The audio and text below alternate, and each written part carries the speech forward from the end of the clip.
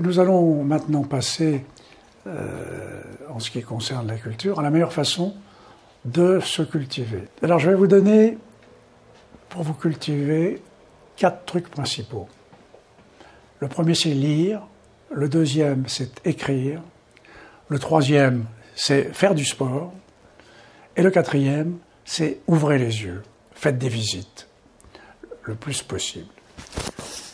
Donc, premier truc, lire. En fait, il faut lire tout ce qui passe à votre proximité. Aussi bien les journaux. Aujourd'hui, on lit beaucoup moins la presse écrite, mais sur vos écrans, vous avez la possibilité de lire tout ce qui se passe, toute l'actualité. Et en plus, c'est beaucoup moins cher que les versions papier.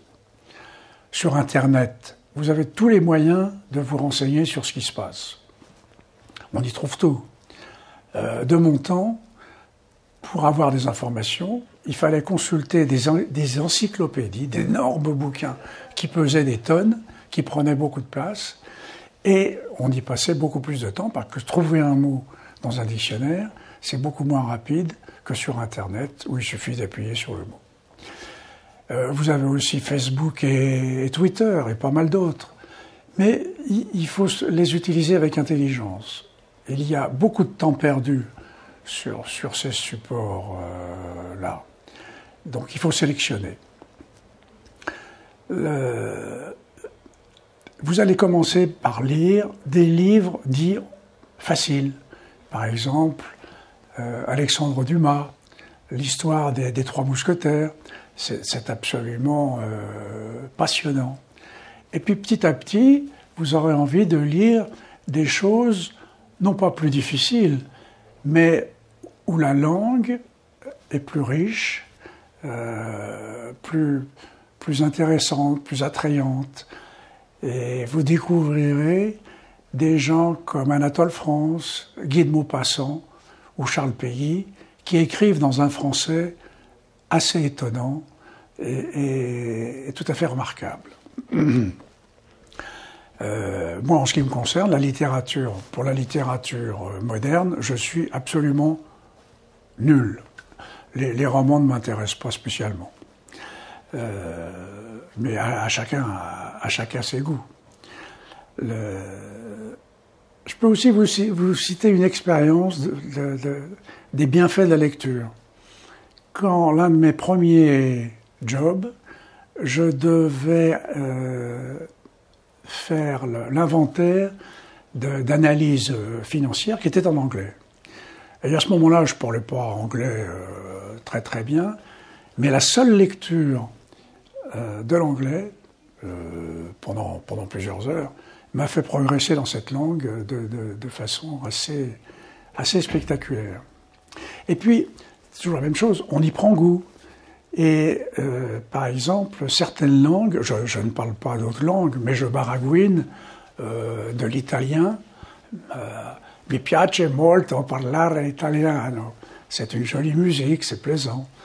Dans la rue en Allemagne, je peux me débrouiller pour trouver mon chemin, mais je parle pas la langue. Et en espagnol, même chose. Votre cerveau est le passage obligé. Et il faut le faire travailler intelligemment. Il va recevoir une quantité énorme d'informations et il faut que ces informations restent dans votre cerveau. Et une des bonnes façons pour que vous conserviez ces informations, c'est d'écrire. Vous écrivez déjà pas mal hein, sur vos téléphones. Donc il faut continuer. Et par exemple, le soir, quand vous avez rencontré quelqu'un d'intéressant, ou que vous avez eu une conversation qui vous a plu, il faut noter. Vous notez l'essentiel. Et écrire vous permettra de très bien mémoriser. Moi, par exemple, je fonctionne avec une mémoire visuelle. Quand je passais mes examens, je voyais les textes et les pages comme une photo. Quand je cherchais une réponse, je me disais « Ah, c'est la 4e ligne de cette page-là », et je la retrouvais de cette façon. Donc écrire, c'est le deuxième effort que je vous demande. D'abord, ça vous donnera l'habitude du langage, de l'orthographe, et puis c'est amusant d'écrire. Moi, petit à petit, c'est comme ça que j'ai eu envie de faire des poèmes.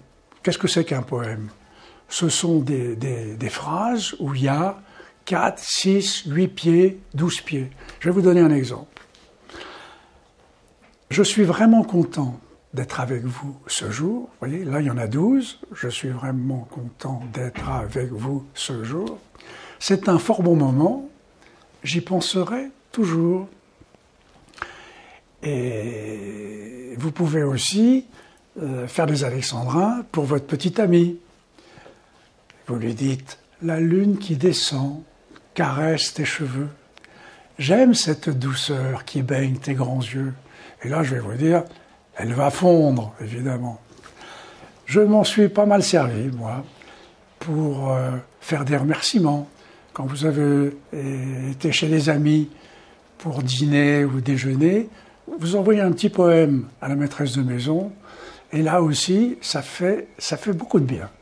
Ça leur fait très plaisir.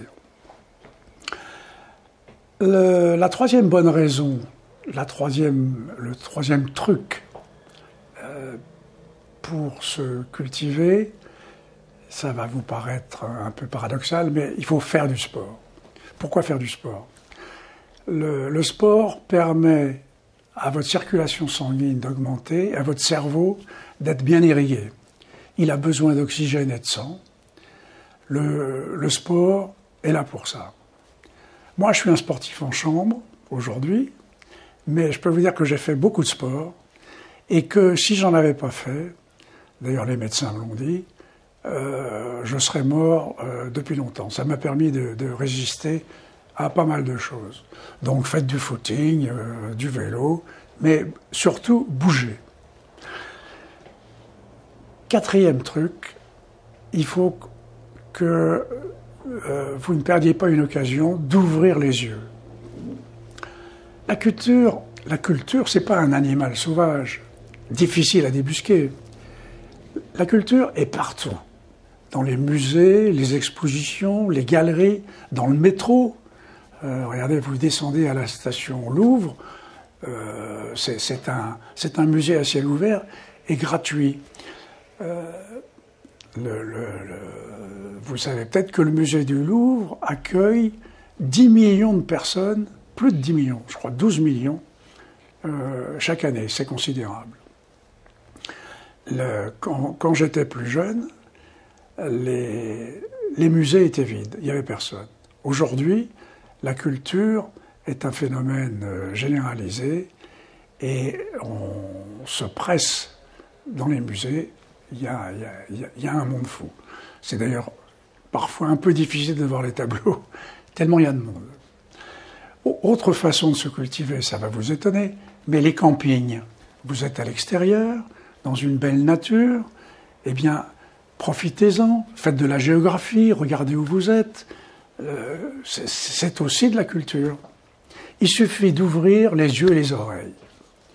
Même dans le métro, les affiches vous parlent, elles vous apprennent beaucoup de choses.